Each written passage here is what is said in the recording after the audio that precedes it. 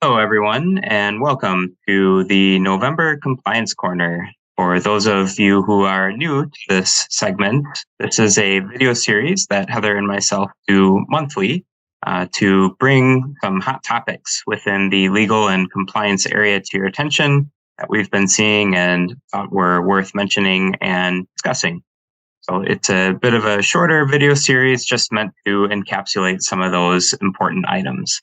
And with that, we also have a set of links to the items that we're going to discuss. So with each slide, you'll find an asterisk, and that denotes those items which are going to have a corresponding link. So you can follow that to learn more or see the rule that we're talking about. And all of those links can be found in the video description below. Start for November, we have a bit of a lighter schedule here, but a few important items nonetheless. First, FDIC did issue a final rule regarding its special assessments. FinCEN has a clarification regarding its beneficial ownership information reporting regarding the rule that's going to go into effect in January. And Treasury has also issued a final rule regarding the payment of Treasury checks and this related system. And we want to talk about CFPB's semi-annual report to Congress that was just released for 2023, the spring of 2023, and some additional annual threshold increases to Regs and Regulation M. The first item, we're going to talk about FDIC's special assessment. So if you think back to July, FDIC had proposed special assessments, and this was to recover the loss to the Deposit Insurance Fund, which of course had occurred as a result of FDIC invoking the systemic risk exception back in March. The Federal Deposit Insurance Act requires this recovery of this loss, and so FDIC did issue that proposal. WBA commented on it. We discussed it back in March as well, and we now have a final rule from FDIC. And FDIC has issued the final rule, of course, as well as a news release and a fact sheet. And you can find all of that in the link to the video description below if you want to know more. However, we have a summary on this slide as well that really encapsulates everything that FDIC issued in its final rule. One important thing to notice at the outset that we have right at the top of the bullets for you is that the special assessment does not apply to banks with assets below $5 billion. So in that regard, it will only apply to those between 5 and 50 billion. And in that, FDIC estimates that it will cover about 114 banking organizations. So then for those that it does apply to, FDIC has set the rates and assessment periods to begin with the first quarterly assessment period of 2024, with the details again on the slide and the fact sheet in the final rule, which can be found in the press release in the link below. So with that, I will turn it over to Heather. Super. Thank you, Scott. Hello, everyone. And as Scott mentioned in the intro, we do have a new rule from FinCEN regarding the beneficial ownership rule, which is going to be coming effective in January, January 1. And just a kind of background setting stage here. Now, this is the rule that your businesses are the ones that are going to be reporting certain information about the business, about the beneficial owners, and about the individual who created the company through filing with agencies like DFI. That information is going to be filed by your bank customer, not by the bank. But it's an important component to know how identifiers are to be used underneath this rule. And so if you think back, when we got the final rule, FinCEN had clarified how to use the individual identifiers, but they left separate how reporting companies are going to use the reporting company identifier. And so this particular final rule, which there's a link to for you in the resource materials, is specifically to how companies are able to use reporting company identifiers underneath the beneficial ownership rule. And so an important component of this rule is to recognize that you are going to have many business customers who will have similar beneficial owners.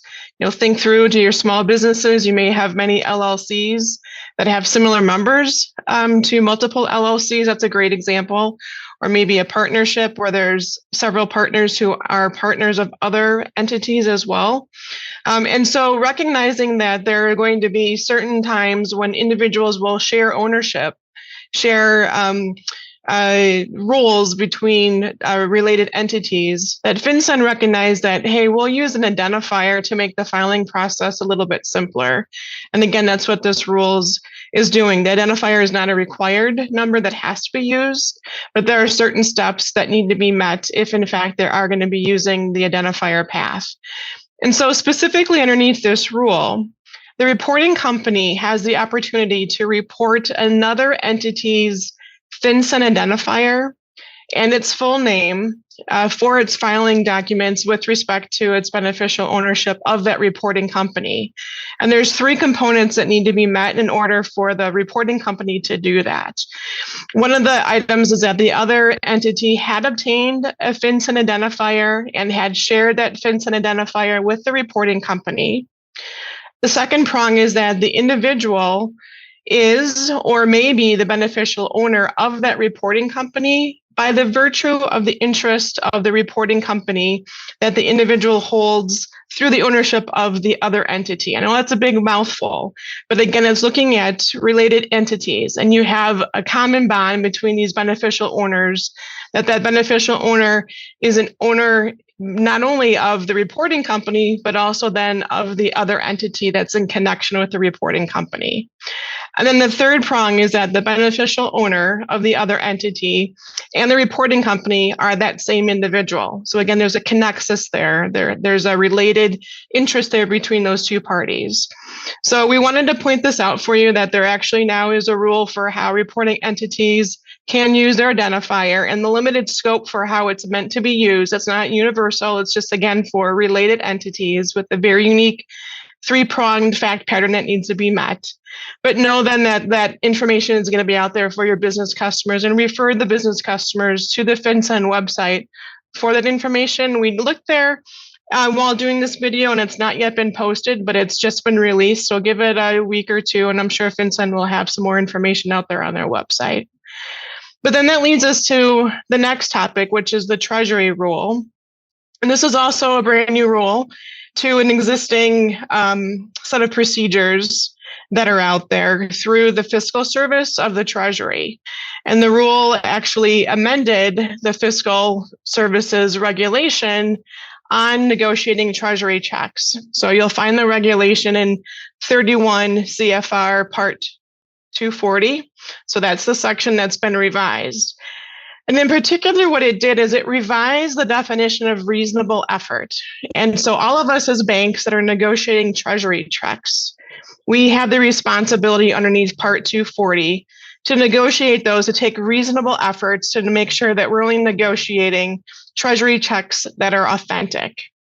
And what the revised rule did is it took that definition of reasonable efforts and said that a step to meet reasonable effort is to first confirm the validity of the check by obtaining check return information prior to releasing the funds of that Treasury check to your customer.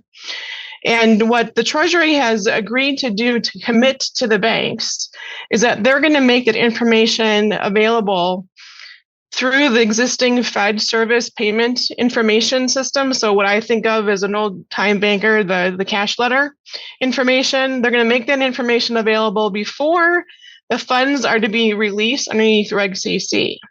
And as we know, through Reg CC rules, if you have a Treasury check that is in the name of the payee, deposited into the payee's deposit account, that's supposed to be available next day.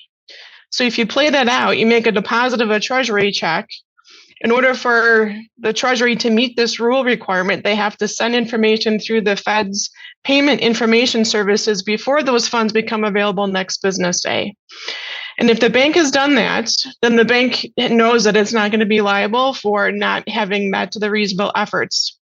If the Treasury fails to get the information to the bank quickly enough, that's not your problem. That's the Fed's, the Treasury's responsibility to get the information to you.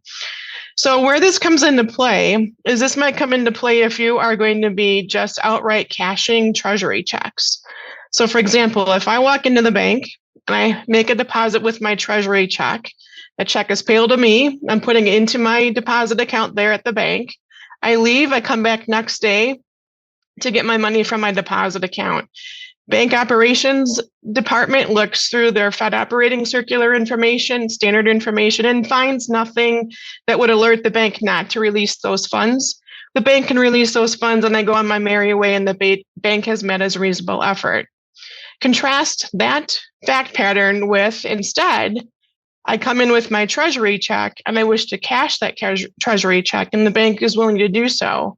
The bank has made those funds available to me before it had waited for the information from the fiscal service through the Federal Reserve's payment system. There potentially could be a risk to the bank if, in fact, the next day after that check was cashed, the Treasury system comes through and says, whoops, that check should not have been paid. So you're going to want to kind of work through that potential risk threshold for the bank. And that fact pattern, maybe I had sufficient funds in the account. You know me, I've been a long time customer. You've got no worry about that check coming back or not to be paid. Facts might be a little bit different. It might give you pause for whether or not you're going to cash that Treasury check. So just some things to think about with this brand new check cashing process as a result of this check rule itself. The rule will be effective December 1st of this year, so just right around the corner.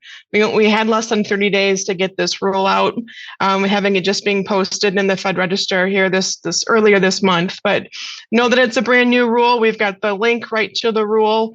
The presentment warranties underneath the rule, that all stays the same. So we're still having to make sure that when we're taking an item in for deposit or cashing, that we make sure that the endorsements on the front and the back are correct. It's got the watermark on it. You don't otherwise think that the item's been altered anyway. So all those presentment warranties are the same as before. It's just waiting to make sure that we receive information through the Fed's payment information system before cashing that check that might be a different nuance to what we're currently waiting for. So with that, Scott, I'll refer it back to you. Sure. Thanks, Heather. Just a couple other things to take you through here. So we also wanted to mention that CFPB has released its report to Congress. This is for the spring of 2023. And so these are regular reports, and we include them because it's important to be aware of what the regulators are up to. So what they're seeing, in this case, CFPB looking for and overall focusing on. And we have all the items just kind of summarized on this slide of what you can find in that report. And there's really quite a lot in there. There's 80 pages. So we have CFPB's initiatives and rules, what they've been working on, as well as plans for future activities and orders and kind of what's on the horizon and what CFPB is planning, what we can expect to see. There's also an analysis of complaints received and collected and supervisory and enforcement actions, as well as actions taken, so regarding rules and orders. And this makes up a large bulk of what you're going to find in those 80 pages. So you can really see what CFPB is hearing from consumers. So then in turn, of course, guiding what we're looking at in terms of their planning for the future, but then also enforcement actions. And there's a whole list of those enforcement actions that you can see based on topics and based on be it an order or otherwise. So remember also within there is the directive that CFPB has received to pursue fair lending objectives and report on those efforts as well. So again, that makes up a large bulk of it, but you'll also see workforce and contracting diversity and CFPB's budget as well. So take a look at that. Again, always important to just kind of look through and see what objectives. They've got infographics too. So if you want a quick look at it, a quick snapshot of what's going on can be gathered as well without having to review the entire 80 pages. And also, we have the 2024 annual threshold adjustments, which we, of course, like to include in these updates as well. So included within here, we have for you the truth in lending and consumer leasing updates to Reg Z and Reg M. So what applies to consumer credit transactions and consumer leases. Applicability, the increase is from 66,400 to 69,500 or less. And again, all of the links for these you can see for each of these three updates on the slide are included below. Also wanted to mention that included in the links are the HOEPA and qualified mortgage adjustments from September as well, for sake of completeness. So while these are those that were just released in this month of November, we also had some updates last month and wanted to include those for you as well. On the slide, you also see for the new threshold increases, we have the HPML appraisal exemption is increased from 31,000 to 32,400, and the allowable charges under the FCRA is increased from 1,450 to 1,550. All of these will, of course, be effective next year, starting on January 1st of 2024. So with that, I will turn it over to Heather to wrap us up for November. Thanks, Scott. And as always, we want to make sure that you don't forget about the various resources that we make available to everybody that's a member here of the Wisconsin Bankers Association. And on our website, we have the compliance tools and resources that our team puts together new resources all the time out there. So make sure you check back there frequently. Each month, we put in new articles, new frequently asked questions and answers, new resources, all of our publications, so our past compliance journals, the past 3 months worth of compliance corners are there for you, and then some training options, not only through WBA education, but also through Scott and I. Our compliance hotline, we're always happy to help you with your research or just talk through a particular fact pattern that you might be toiling on. So just never hesitate to reach out to Scott and I. We're always here and happy to help wherever we can. And with that, we certainly wish everybody a great holiday season as we are starting to ramp into those fun festive times. And we look forward to talking with you again in December, but certainly hope everyone had a great Thanksgiving, and we look forward to talking next month. Happy holidays.